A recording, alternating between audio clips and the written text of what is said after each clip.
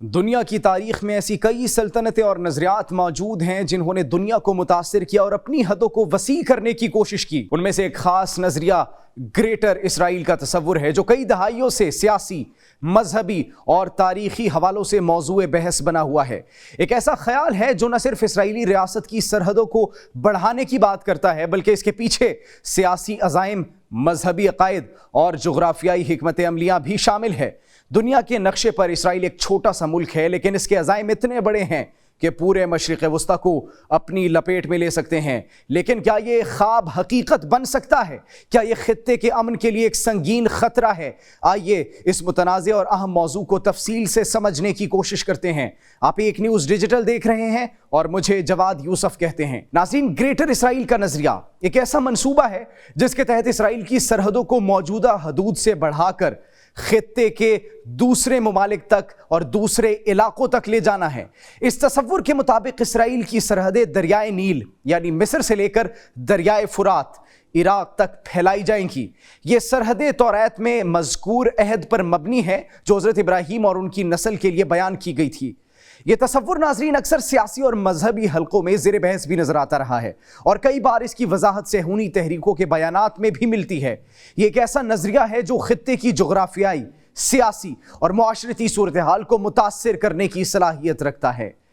Greater اسرائیل کا تصور ناظرین توریت میں موجود اسرائیلی ریاست کے لیے بیان کردہ مقدس سرحدوں پر مبنی ہے۔ وہ مقدس سرحدیں ناظرین توریت میں حضرت ابراہیم کے ساتھ ایک عہد کا ذکر کیا گیا جس میں کہا گیا کہ ان کی نسل کو دریائے نیل سے لے کر دریائے فرات تک زمین دی جائے گی۔ پھر اگر آگے بڑھیں 1898 میں صہیونی تحریک کے بانی تھیوڈر ہرزل نے گریٹر اسرائیل کے تصور کو صہیونی تحریک کی بنیاد کے طور پر پیش کیا۔ تھیوڈر ہرزل کو صہیونی ریاست کا روحانی باپ بھی کہا جاتا ہے۔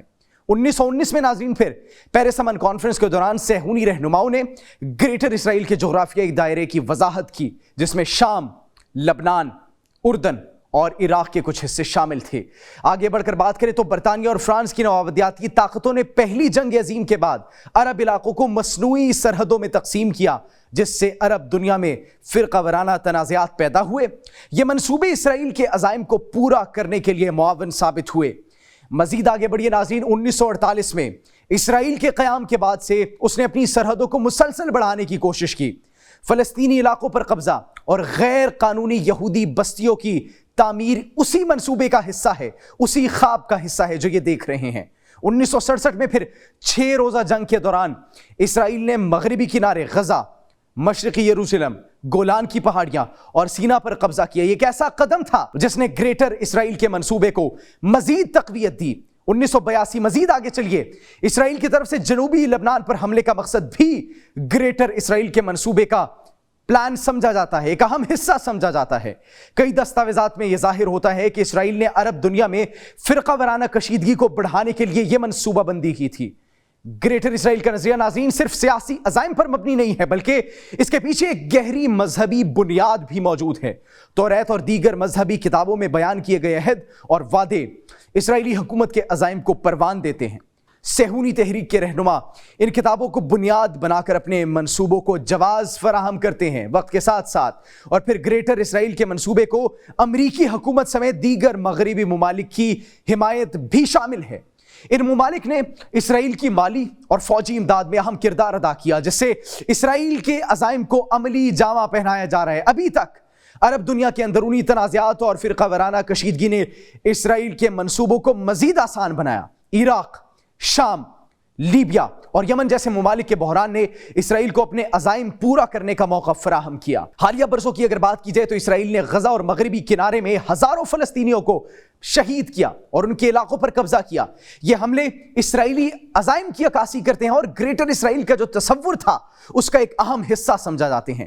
حالانکہ عالمی سطح پر اسرائیل کی ظلم کے خلاف مذمت کی جا رہی ہے، بین الاقوامی میڈیا رپورٹ کر رہا ہے، لیکن عملی طور پر اگر ناظرین اس کی بات کی جائے تو اس کے خلاف کوئی مؤثر اقدام نہیں اٹھایا جا سکا۔ اقوام متحدہ کی قراردادیں اور انسانی حقوق کی تنظیموں کی رپورٹس اسرائیل کے ظلم و ستم کو روکنے میں مسلسل ناکام ہیں۔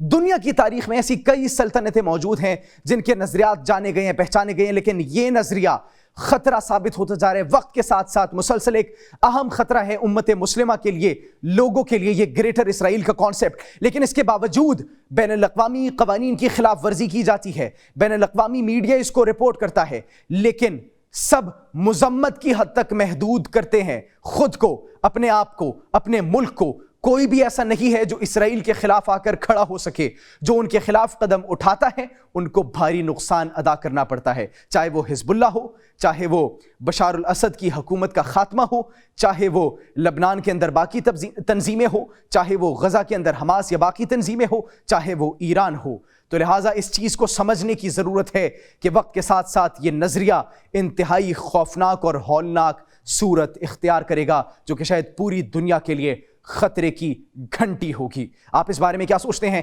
کمنٹ سیکشن میں ضرور بتائیے گا۔ اپنا بہت خیال رکھیے۔ اللہ نگہبان۔